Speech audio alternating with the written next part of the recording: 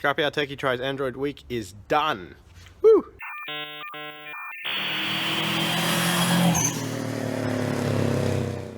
This is a really big topic, so I may ramble a little bit, but I'm going to try and keep it as short and concise as possible. So look, I've had an iPhone 3GS, 4G, 4S, 3GS, 4S, 5S, 6S, and now a 7.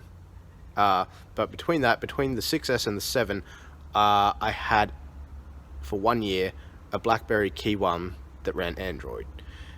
Now look, that was my short stint with Android, which was actually kind of a long stint now that I think about it. But I really liked that device. I really liked the battery life. I really liked the physical keyboard. The physical keyboard was a big one because nobody else has that. And like my typos on that thing came down to less than 10% of the typos that I'd make on a touchscreen keyboard. And I think that's still pretty accurate now. I don't have the device anymore. I've since sold it off and moved on. I came back to an iPhone 7. But yeah, one of my friends, hey Dan, has been telling me that apparently trying BlackBerry was not the real Android experience and that I had to try a proper Android, so something like a Google Pixel or a Samsung Galaxy. So that's kind of what led to this. So the opportunity came up to purchase a Samsung Galaxy S8 Plus, so that has been my test phone for the week. It hasn't been my primary phone. I've still been taking phone calls and answering messages on the iPhone, but as much as I can and as much as I remember, I've been using the Samsung Galaxy S8 Plus. Yeah, except for times when it just wasn't convenient, when I left it on the desk or something, or had to charge it or whatever else. I think there was one occasion where I got sick of it and actually went back to this because I needed to type something quickly. I'm recording on the iPhone 7, by the way. All of last week's videos were all recorded on the Samsung Galaxy S8 Plus, just in case you didn't notice. Before I get on with all the other stuff, one really big thing that I found, well actually Dan and I both found together, is that in selfie mode, or in the front-facing camera, sorry, your preview is mirrored. So I guess when you're looking at it, it always looks right to you, or right, I don't know, it looks more natural or something. I don't know what the reason for that is. I guess it's like a mirror. There we go. That's why. Because it's like a mirror. I only just figured that out then. Anyway, but when you take the photo, it should flip it around so that it's actually the right way. And granted, on most phones, it does that. But for some reason, the default setting on a Samsung Galaxy S8 Plus is to save it mirrored. And you might think, okay, well, that's not really a problem because faces are somewhat symmetrical. You've got 2 eyes, 2 ears, a nose, and a mouth, right? Or 2 nostrils. And, you know, you get it. So it might not be such a big problem. And it's not really that big a problem until you go and start taking photos of, say, yourself with text on a shirt and the text is backwards. Then it's a problem. Now look, apparently the default setting on an S7 and an S9 was not this, so that was interesting. But the default setting on an S8 Plus, at least, is backwards. I'm not the only one. There was a few LG, I think, and HTC phones that I found people asking about online because I had to Google and find the setting to change.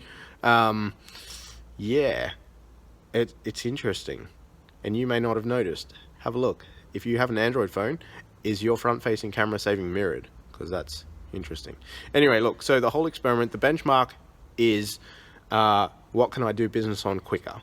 Because as a business owner and as someone doing business on my phone a lot, I need to be able to do things quickly. I don't have time to be stuffing around with stuff and to have stuff play up on me because that's just not on.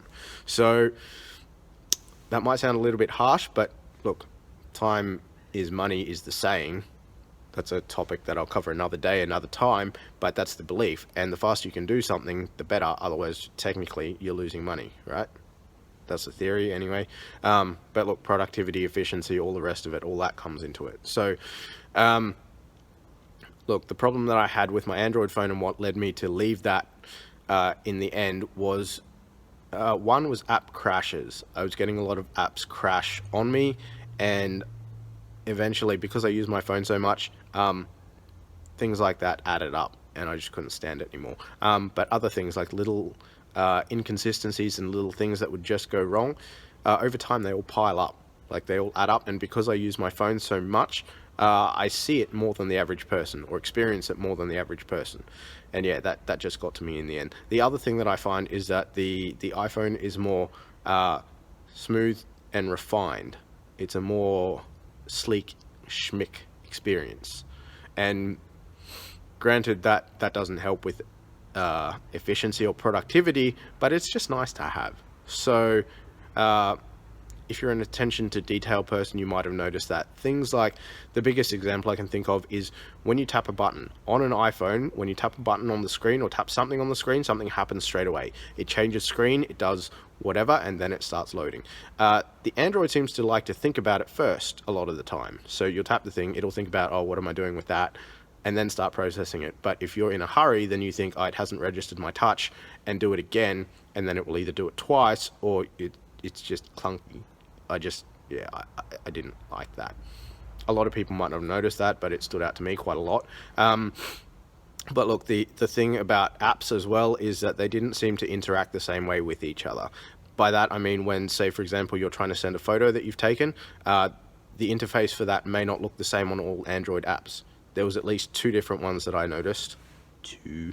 And yeah, they both look completely different to each other, even though they were doing the same thing. And the reason for that, you may not have ever thought about this or broken it down, but the reason for that is because of the way that apps are made. And on an Android, you can make it on whatever you want. Obviously, there's going to be your major platforms. And the way that apps are made is called the SDK, or an SDK, Software Development Kit. Just in case you didn't know, because a lot of people probably don't think about this. I've had experience with stuff like this, so I think about it all the time and look at it, and I really like picking stuff apart and seeing how it works. But that's a story for another time too. Let's keep going. So Android, you can run whatever SDK you want, so you can make apps through whatever you want, whereas the iPhone only has one SDK called Xcode.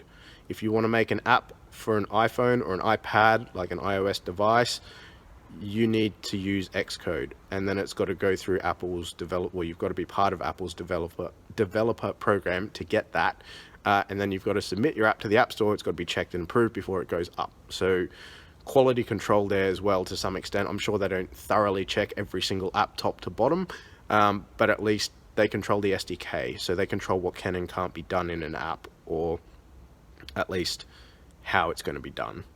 So I find that makes a very big difference. But look, the other thing that I found, because once I started finding all these things, was I started talking to people. Now look, you can find all my little observations on Twitter or on Instagram, because I posted them there as I found them.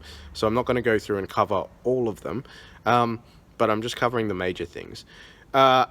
And in talking to people, there was a few things that came up as to why they picked Android over an iPhone, because I started asking people this in the second half of the week. So some of them were things like configurability.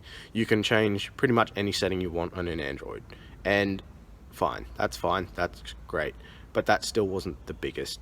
The other one on top of that was features. Like, one person, that would be Jacob, who's around somewhere, he pointed out that Samsung seemed to bring the latest technologies first now. Before, that used to be Apple, not so much these days. So that was interesting. But the biggest one, the most common one that I found across all people, or not all people, but most people that I asked, probably like 90+%, was price. So basically, you get what you pay for. You pay a bit more for Apple, and it's a smoother, more refined experience, but most people aren't willing to pay that money to go there. And if it was about price, then I can completely understand that. Like, the price difference, you make up for the lack of refinement. That's fine. But for me, like I said, it was about efficiency, what I can do business on faster. So at the end of the day, I'm still sticking with an iPhone. Even if it costs more, I can do more quicker. And yeah, the price difference I found wasn't that much when you break it up over a phone contract. So I'm okay with that. But anyway, let me know what you think. Why do you have an Android, or why do you have an iPhone? And what have you noticed between the two if you've tried both? There was one post that I posted last week that I got fairly good feedback on already. Thank you for those who did that. But yeah, I'm done now. So I'm going to go wipe my Android and get rid of that. Anyway, if you like the content, please like or share. And if you want to see more, you can subscribe or follow on whatever platform you're watching this on. If you watch the whole thing, that's amazing, because this is 10 minutes long now. But yeah, whatever. It wasn't even that thorough. Anyway, hope to see you next time. Thanks. Bye.